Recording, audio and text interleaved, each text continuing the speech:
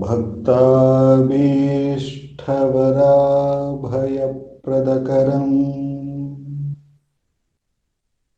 कौपीनमात्रोज्ज्वलम् स्वात्मानन्दरसानुभूतिविवशम् सर्वानवद्याङ्गकम् श्रीमन्तं श्रीरमणेश्वरं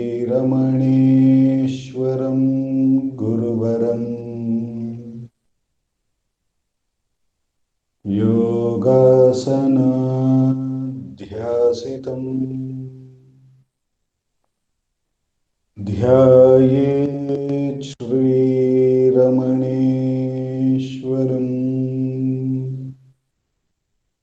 ध्यायेत् श्रीरमणेश्वरम्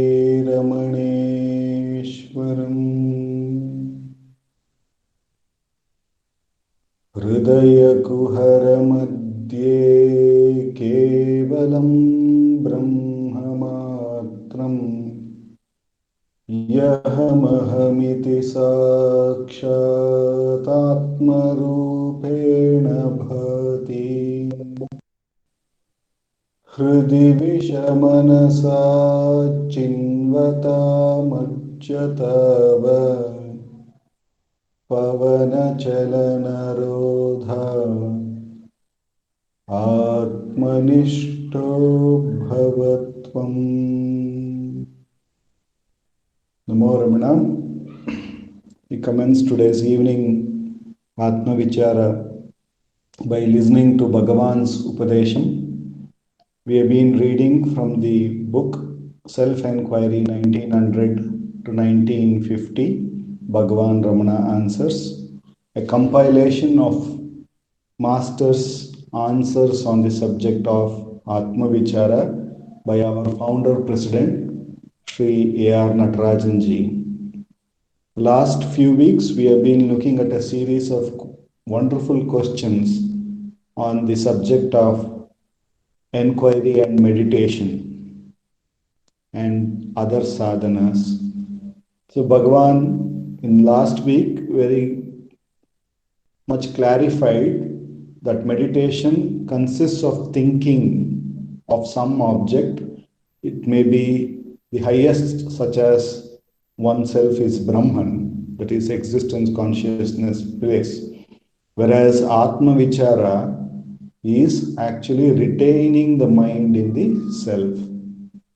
Now, continuing on that question answers, today's question, I will read out 3 question and answers because they seem to be very much connected, and then we will look into it.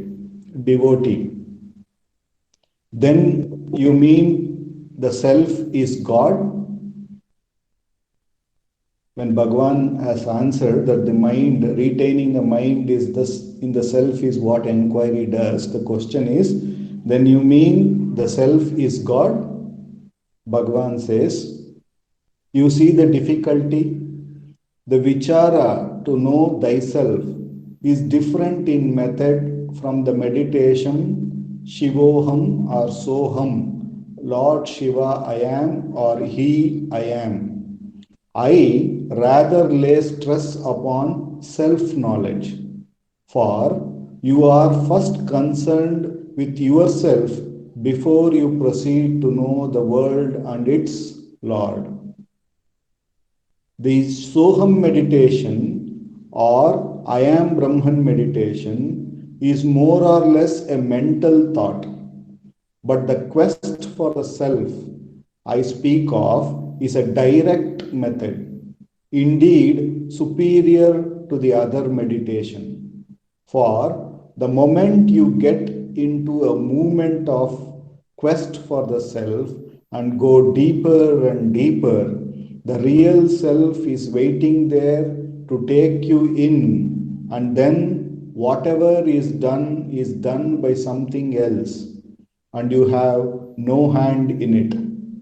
In this process, all doubts and discussions are automatically given up, just as one who sleeps forgets from the time being all his cares. For the time being, all his cares. Then the devotee asks, what certain is there that something else waits there to welcome me? Bhagavan answers, when one's mind is sufficiently developed spiritually, he becomes naturally convinced.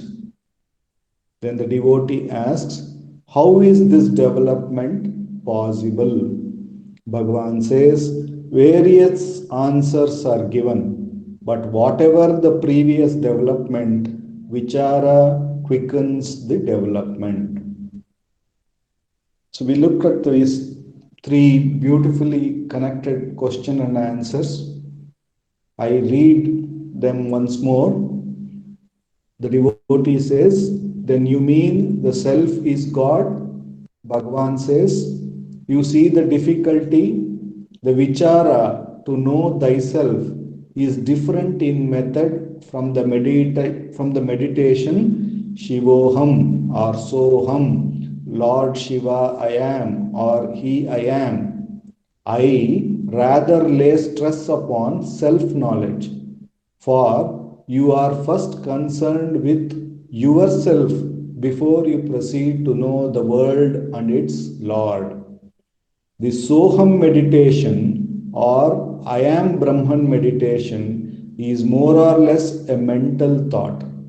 But the quest for the self I speak of is a direct method, indeed superior to the other meditation.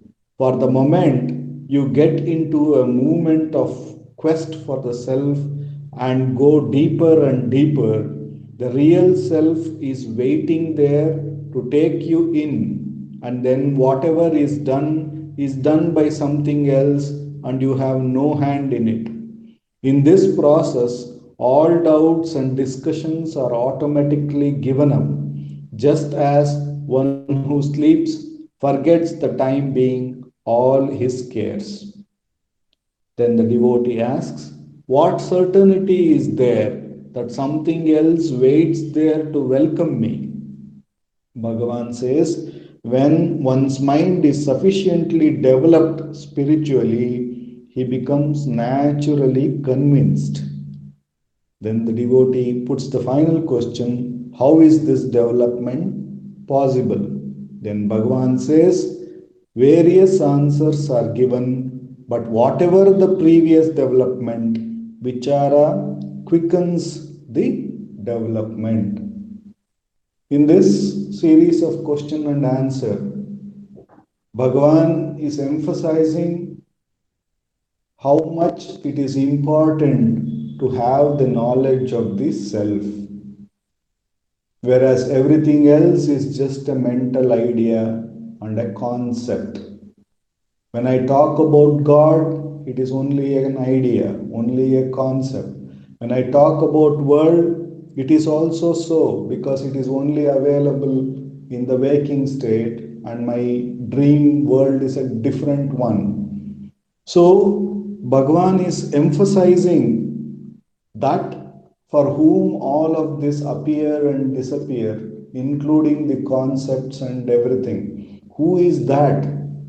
When we know that self, then there will be no more doubts about anything in spiritual thing. That's what Bhagavan says.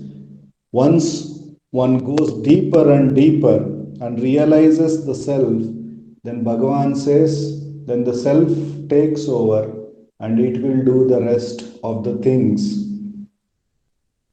Bhagavan also clarifies that in somewhere else, that once one goes deeper and deeper and abides in the self, everything becomes an automatic divine action.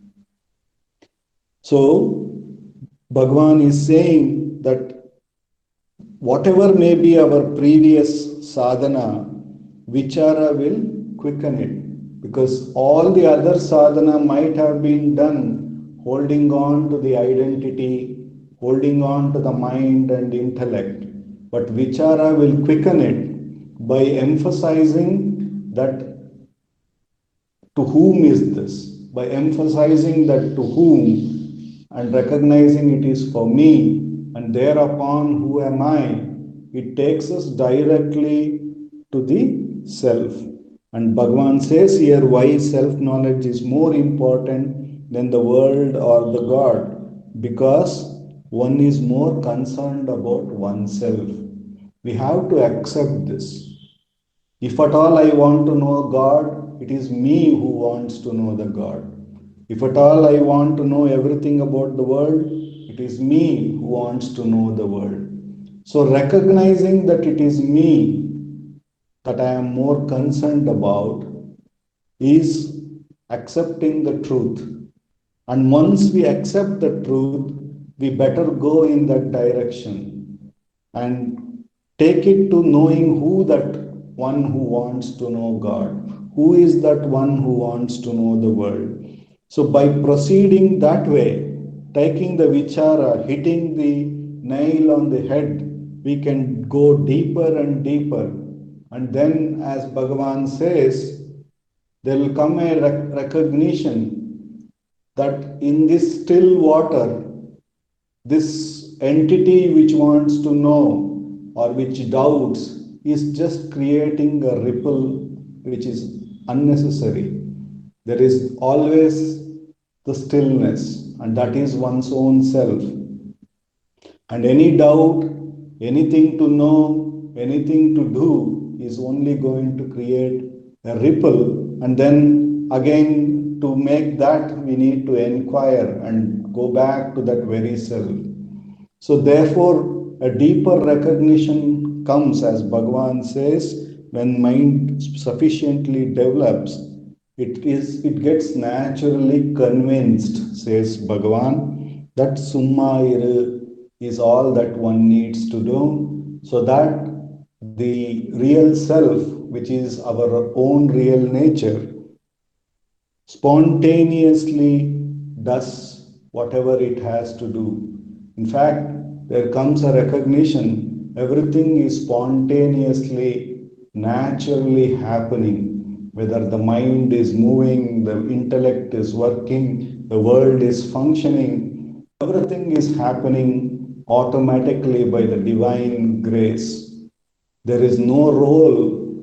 The only role this entity ego was doing was claiming all of it as its own. And by that very virtue, it was always getting thrown up and down based on the result or the outcome of those actions or that knowledge. And it recognizes that both inside it is creating a ripple, and in outside too, by claiming every action is only going through an unwanted trouble, and it recognizes that it has no role to play, and it surrenders to that very self which is always driving everything with its grace. This is this is what vichara takes us, makes us become aware of self and its natural process, and makes us the doubter merge in that very self which we already are. The immense grace of Bhagavan. For the next 15 minutes, let us do Atma Vichara.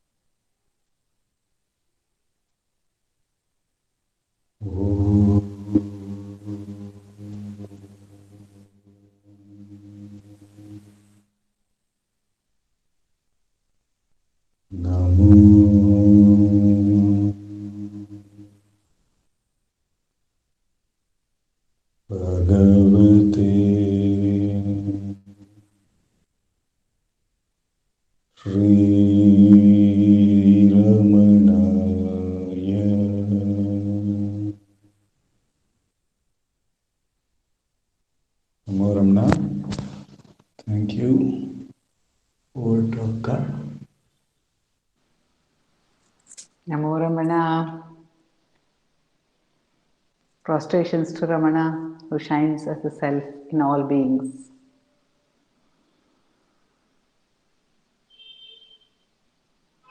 Today we had the devotee asking Bhagavan about the relative ways of developing faith in the supremacy of self-abidance. And this was in continuation from last time when also this thought was dwelt upon. In our other satsangs, both Venkatesh Deshpande ji and Dilip ji are meditating on Bhagavan Ramana's selections from the Bhagavad Gita. So, in the Bhagavad Gita, most of us are aware of the context of the Bhagavad Gita. We know that there is this battlefield and there are opposing groups of people, opposing parties who are warring against each other, and that there are the Kauravas and the Pandavas. In this context, actually, suddenly Arjuna feels that the ones he is warring against or is about to fight, among them there seem to be some who are very respectable. There is his grandfather, there is his guru, there is another guru. So, how do I fight them? That is where his despondency starts or his confusion starts. Whereupon Sri Krishna begins his Upadesha of the Bhagavad Gita.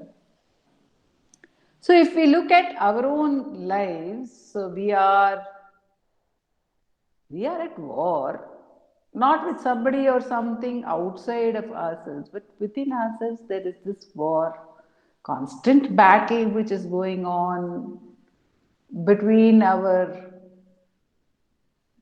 what we think to be our good tendencies and what we are worried are our bad tendencies. And somewhere this battle has brought us to a point where we feel that we must have greater control over this which we call our mind. So, normally, a spiritual practice starts with the need to control the mind, the need to be able to be in a state of equanimity, not to be troubled by the external situations and also by the internal responses to those situations. This is what begins us on a spiritual journey. Most of the time it is like because we are either worried by something or upset.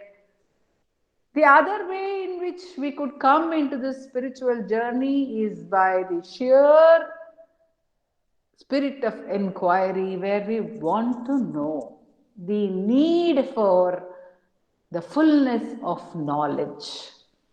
What is it that is the truth? So, this is another path by which we could have come to the search for the self. But what we find now here, all of us are certainly eager to get back to our own true nature.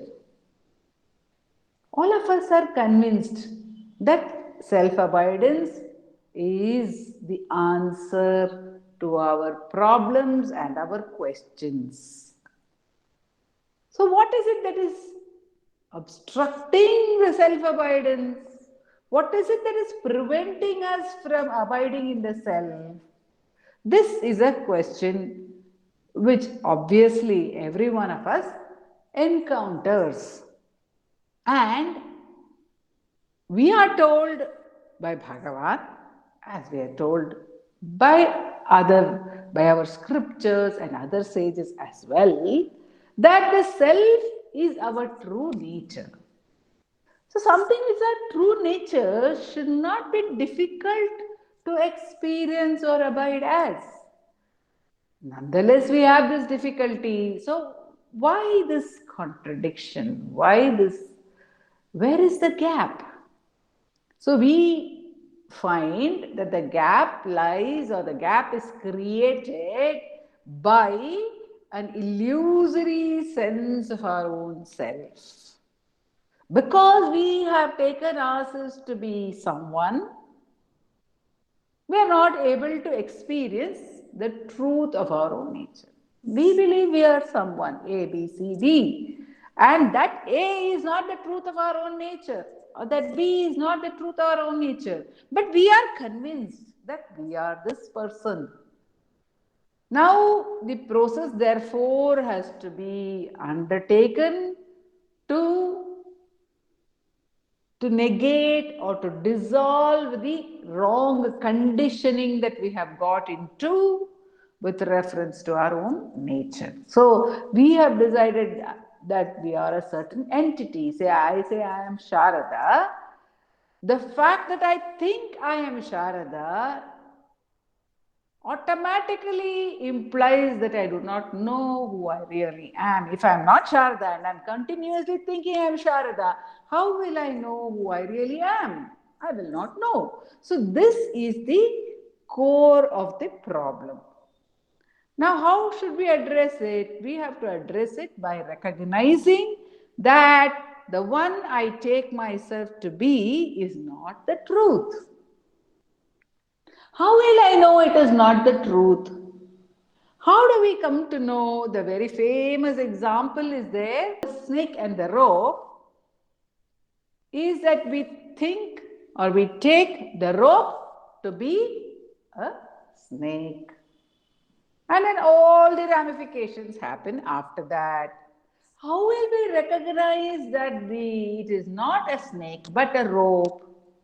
Somebody may tell us, you are having a wrong notion about this. This is not at all a snake, it is a rope.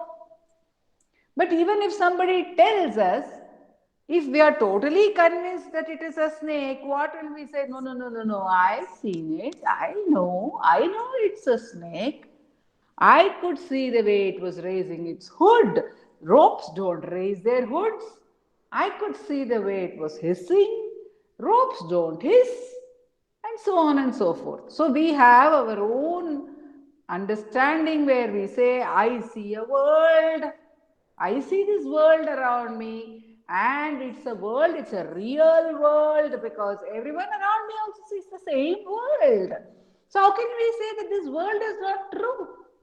There's this world, I am seeing this world, and everyone else is seeing this world, and every day in the morning when I wake up, I see this world. Every day I'm seeing this world for the past so many years. All my life I've been seeing. And all my life I've been living with this body of mine. Every day when I wake up, it's there. So how could you say it's not the truth? So our mind, though logically we are told that yes, we can understand there is a dream, this disappears, and there is deep sleep where it totally disappears. But then when we wake up, again something within us says, hey, here I am, here I am. And that something within us begins to make plans for the whole day, and it goes on. And as a part of the plan for the whole day, the plan may be to sit down for some time in dhyana, sit down for some time and do self-inquiry, or to try and do more of dhyana as an undercurrent throughout the day.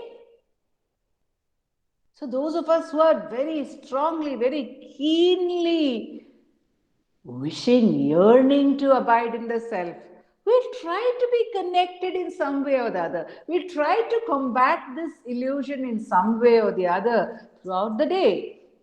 So what do we find when we are trying to combat the illusion? What do we find when we try to recognize, yes, there seems to be that this seems to be the truth, that this is not this is not a snake, this is not I am not this.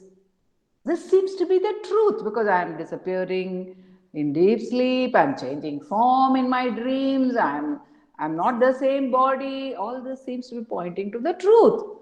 So I try to get rid of the illusion. So, what do I do when I may start making my effort to get rid of the illusion or to pay attention to the self? What do we all find? We find that because of these long habits, there are thoughts. These thoughts are always there. Some thought or the other is rising up. One thought after another is rising up. Sometimes very, very fast, sometimes a little slower, sometimes fewer thoughts, not too many thoughts. Maybe for some period there are no thoughts at all, but then again they are back. Again they are back, thoughts are there. And about these thoughts, we are again having some confusions. We are not very sure we want to be rid of thoughts. Because these thoughts seem to help us in some way or the other. When I have a thought about something good, I want to do some charity, I need to get some work done which is important for my family, or performing some duty, how a doubt arises in me. Well, if I don't have these thoughts, how will I function? How will I function? How will I be able to discharge my duties? And then some of these thoughts, as I said, are very good. They make me think about Bhagavan. There are thoughts about Bhagavan also, such beautiful thoughts they are. So, should I drop all those thoughts also? Should I drop all the thoughts?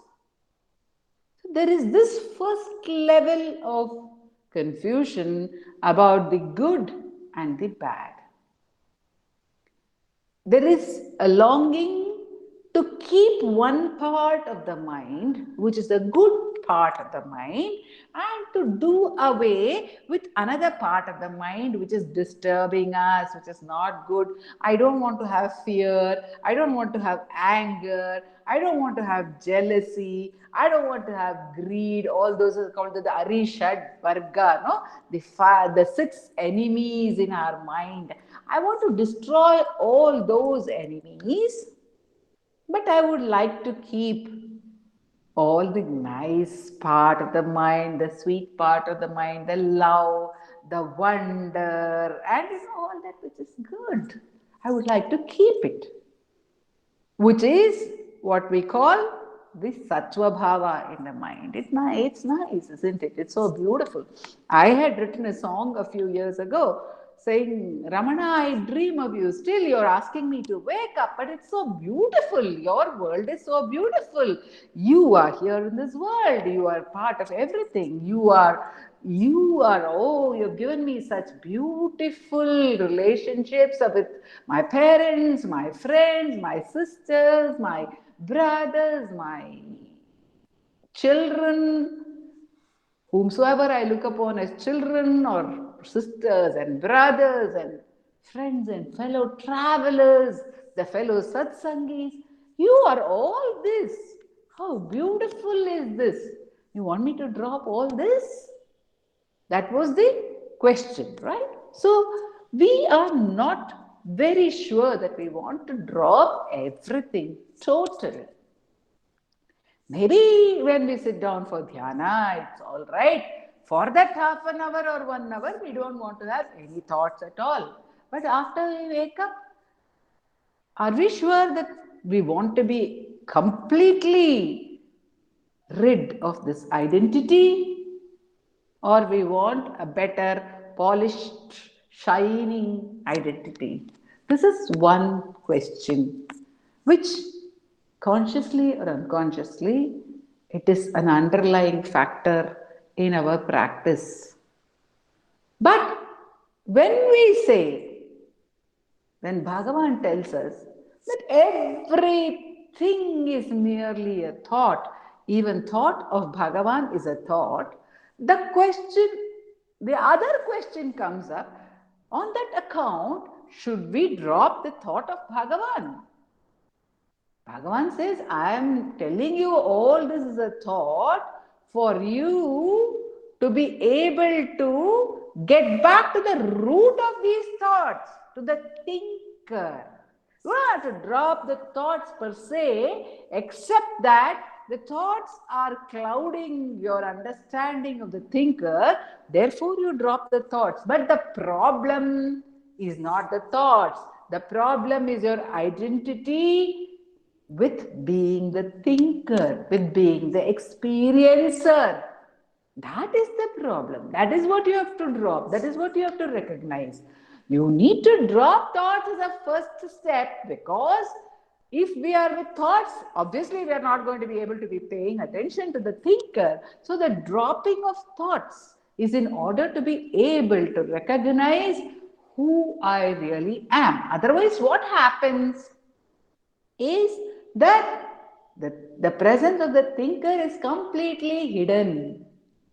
Every time there is a thought, where is our attention? Our attention is on the thought. If I'm angry, then my attention is on the fact that I'm angry. It is not on myself. If I'm happy, the attention is on the fact that I'm happy. It is not on myself. If I'm sad, my attention is on the fact that I'm sad. If there is some job to be done, my attention is on the fact that I need to do the job, on the fact that I'm an actor. It is not on me. It is always on object, the object part of the thought. Actually, every thought has two parts. It has the object part and the subject part. Every thought is, I am angry, I am sad, I need to finish this job. So there is this I am, and there is the action or the experience or the object which is being experienced. But our attention is on the object. It is this object that is called the thought. When Bhagavan says, question for whom is the thought, it is questioning the object part. And in the next step, it takes us to the question of who is the thinker, who am I? Right? So when the thoughts come, we can do one of many things. As Bhagavan said today, in today's answer, he said, many possibilities are there to develop the awareness of the self. Many possibilities are there. So when thoughts arise, many possibilities are there. First possibility is, when thoughts arise, to run with the thoughts. That, of course, we don't want to do. So we are clear that problem is not there. We will not consciously keep moving with the thoughts. We might have moved, but we will become conscious. Oh, this mind is running behind thoughts. I don't want it. So what is the next option? I don't want thoughts. So what can I do? I can put away a thought as and when it arises. Say, I don't want this thought. I don't want this thought. So when I develop the capacity, if one is a person of strong determination, such a person can put away things which they don't want. People who are very strong in their determination, in their pursuit of things. So when they decide, I don't want it, I don't want it, they will be like that. Not every one of us can be like that, but if some of us have been blessed or have developed that sense of determination, then when thoughts arise, you can put it away, saying, I don't want this thought, I don't want it, it has no room for this. And one may even say that to all thoughts. No matter whether it's good thought, bad thought, it's okay. Let it be a good thought also. Right now, my business is not with thoughts. My business is with the self. My business is not with thoughts. So let it be a good thought, does not matter. Let it be a bad thought, does not matter. It is not what I want to attend to in this moment. So I may be putting away the thoughts. When I put away the thoughts through the ekagra chitta, through the intent attention, what happens is the attention remains on one object, or if it is a chosen object, as in mantra dhyana or in rupa dhyana, then it remains with that one object. If it is arupa dhyana, then it remains with that concept of arupa. Because we would have said, yes, the self is arupa. What happens after that dhyana? One wakes up after a period, that period may be 1 hour, that period may be even 1 day, but one will wake up after the period of dhyana. What happens at that point of time? There will be a memory of the experience. There will be a memory. If it was a saguna dhyana, there will be the sweetness of having remained with that object. It is called savikalpa samadhi. Or if it was a nirguna dhyana and one has completely merged in that, then it is called nirvikalpa samadhi. But what happens? One would have come out. So Bhagavan says it is like a bucket put into a well in order to draw out water.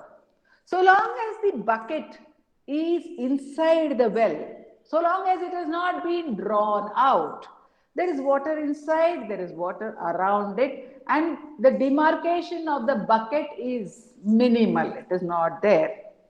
It is apparently not there. But when it is pulled out, what happens?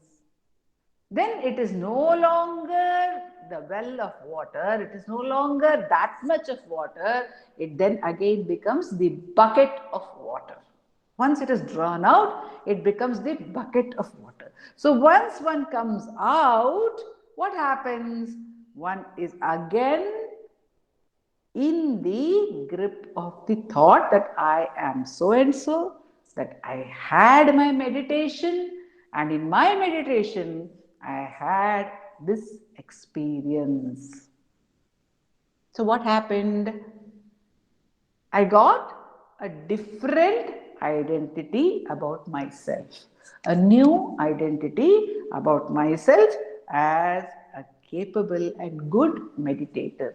I might not be very proud of it. I might tell myself that, okay, all this is by Bhagavan's grace. I may tell that. I might not be proud. See, there is a distinction between pride and ego. Normally, people talk of ego as if it's something to do with pride.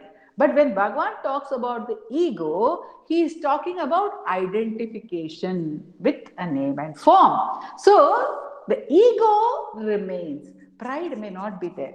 There may be a lot of humility. By grace, humility may be there. But the ego remains. Identification remains. The experiencer remains.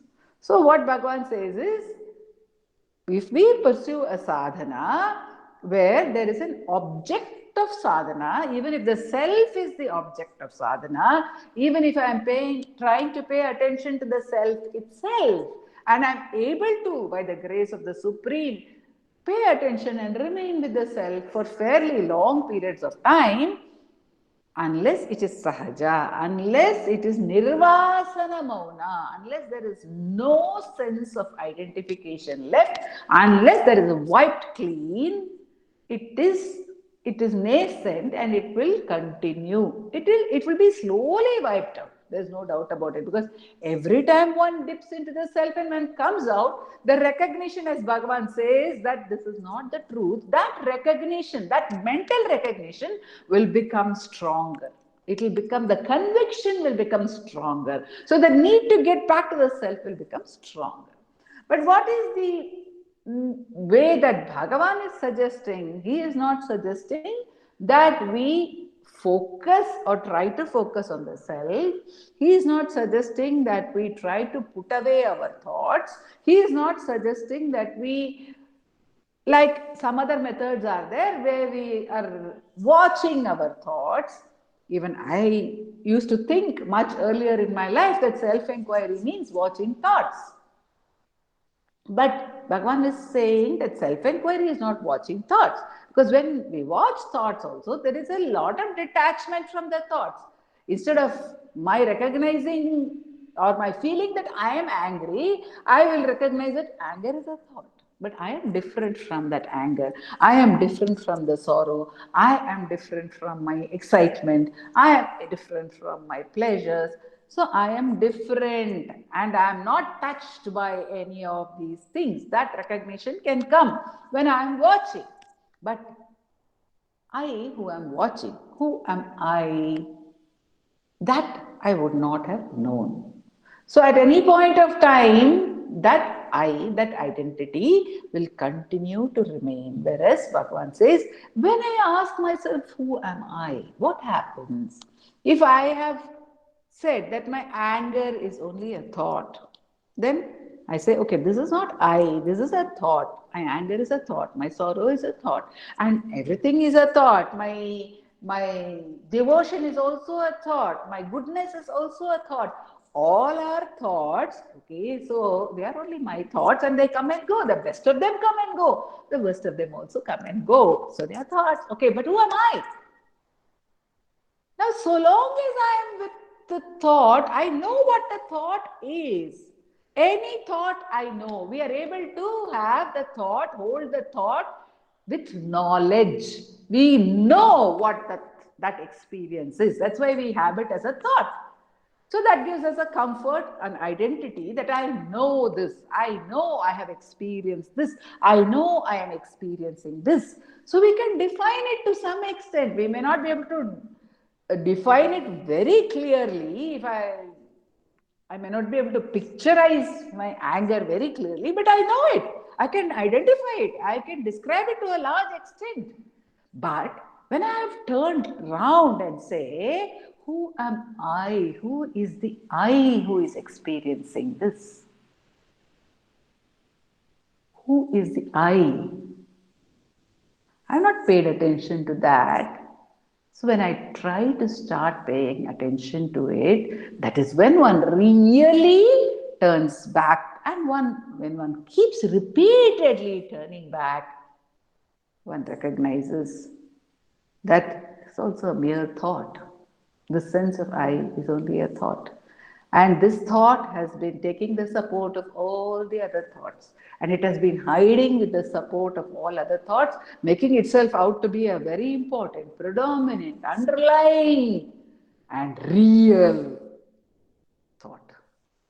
Whereas it's also only a thought. So this recognition begins to strike us as we repeatedly try to pay attention to the sense of I. And once one recognizes this as also only a thought, and then it has to dissolve at that point of time, it has to dissolve. That's why Bhagavan says in Ulladu Narpadu, he says, if you inquire, the ego takes to its heels, it disappears, it dissolves. Because one recognizes that it does not exist any more than any other thought. And so, since the ego itself does not exist, since this entity itself does not exist, since there is no such constant entity, then where is the foundation for the rest of the world that we are building up? Nothing is real. That begins to strike us through experience, it begins to strike us. So that's why Bhagavan says to inquire again and again, to get back, to turn back and ask us, who am I? Who am I who is saying this? Who am I who is questioning? Who am I who is experiencing? Who am I? So again and again to turn back till we are able to see that this I is the illusion, till we are able to see through our own experience that it is an illusion. And as and when the illusory I keeps dipping back, the same experience is there. Again, we will come out of the experience.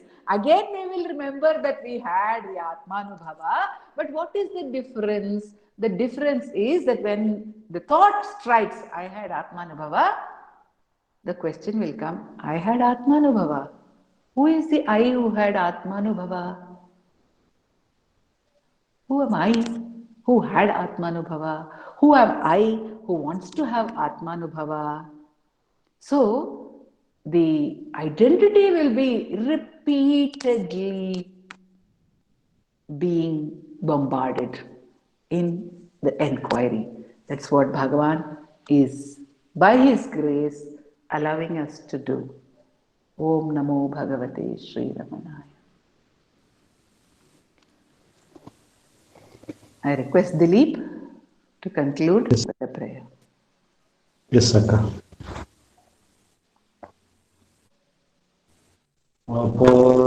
अपरसच्चित् सुखवरिरशे